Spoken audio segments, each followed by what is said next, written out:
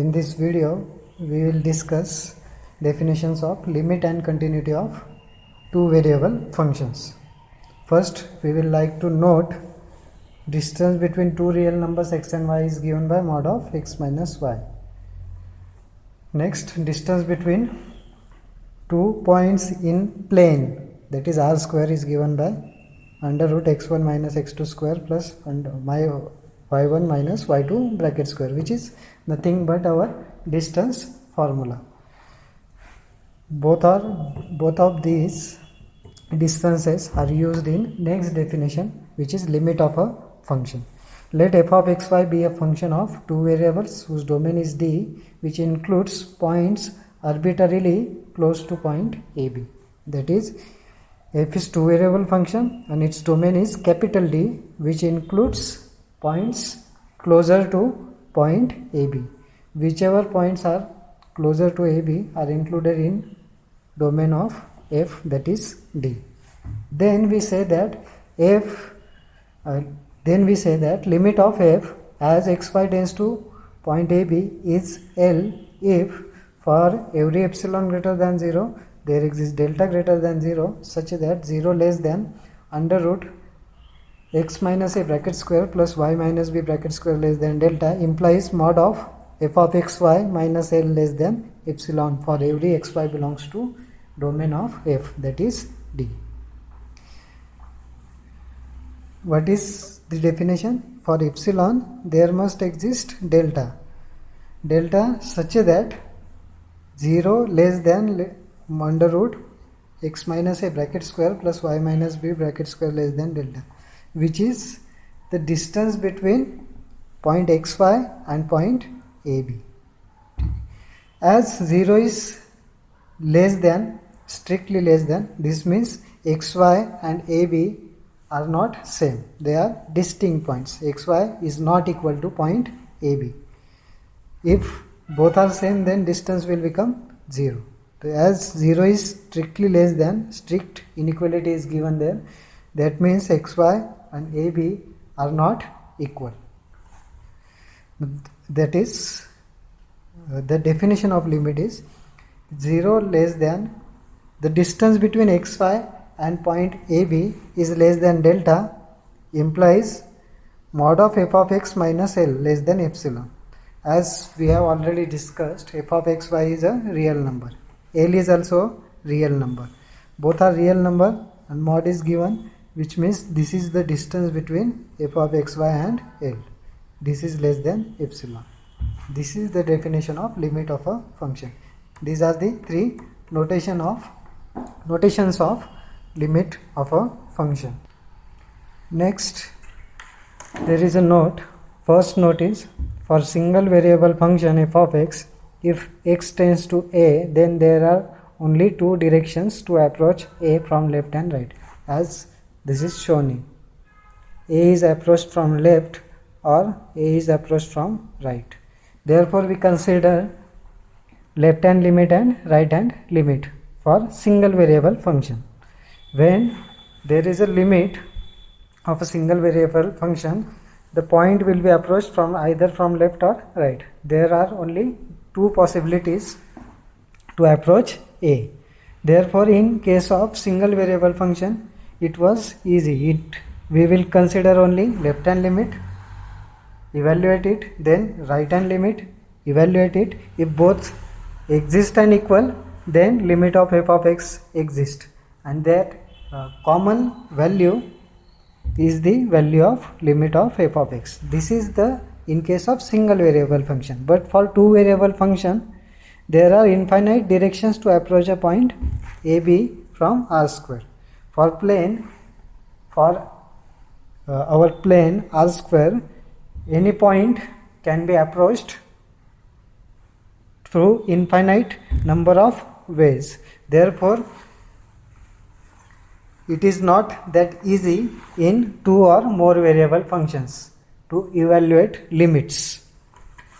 We consider different paths to approach point AB. If we get different limits for different paths, then we can say that limit does not exist. To show limit does not exist, we will consider two different paths to approach point AB, and if we get two different limits, then we will say the limit of that function does not exist. But if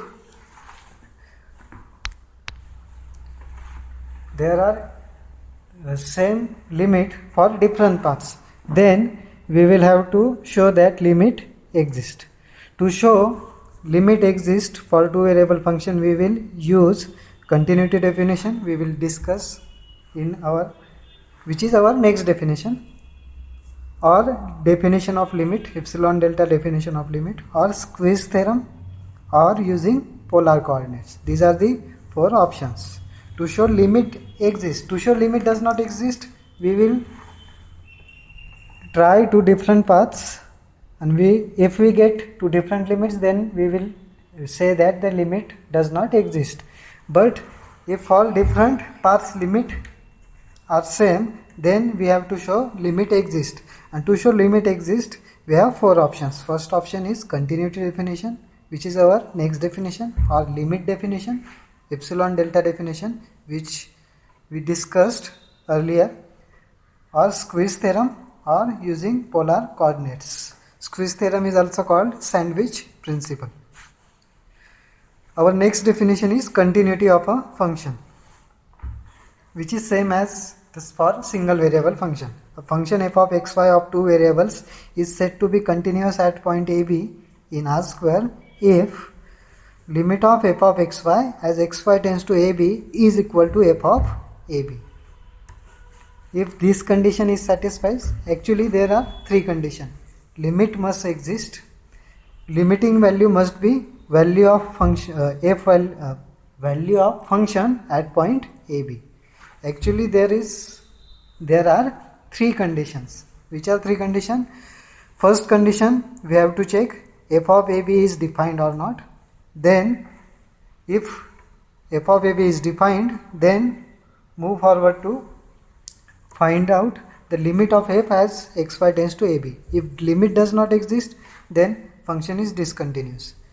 If limit exists and limiting value and f of AB, both these values are same, then we will say f is continuous function at point AB.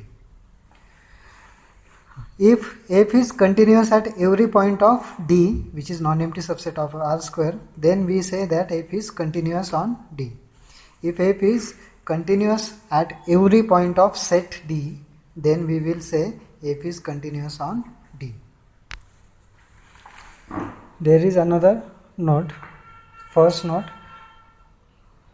polynomial function is continuous on R square, that is our plane. Second note is polynomial, not polynomial function, there is correction, rational function. What is rational function? The function of the type f of xy upon g of xy, where f is polynomial function and g is polynomial function. That is, quotients of two polynomial functions is called rational function. Rational function f of xy upon g of xy, where f of xy and g of xy are polynomial functions. The rational function is continuous on its domain D. Its domain will be set of all xy in R square such that g of xy is non-zero, that is denominator is non-zero. All those points in our plane where denominator is non-zero, those points will be included in our domain of rational function, and at every point of D, rational function is continuous. Next, squeeze theorem or sandwich principle, which will be used to solve examples.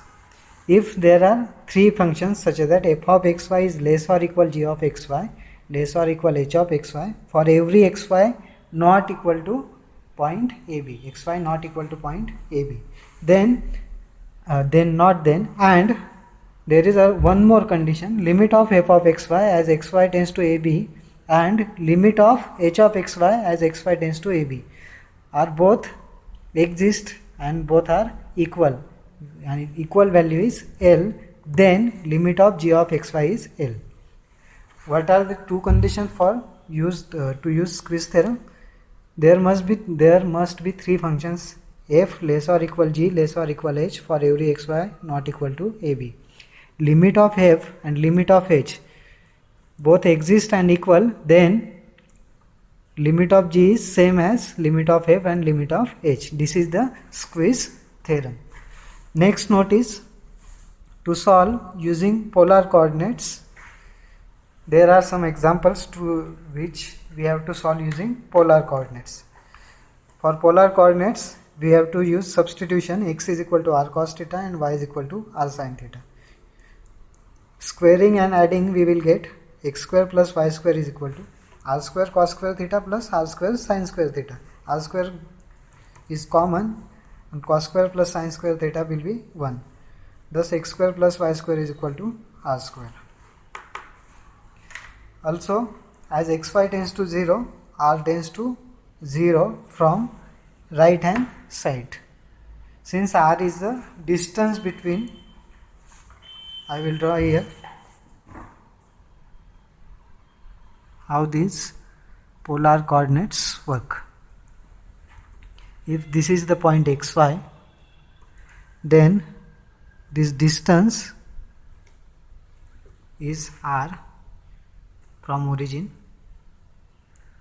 and this angle is theta. As you can say, r is the distance, r cannot be negative, therefore r tends to 0 from right hand side.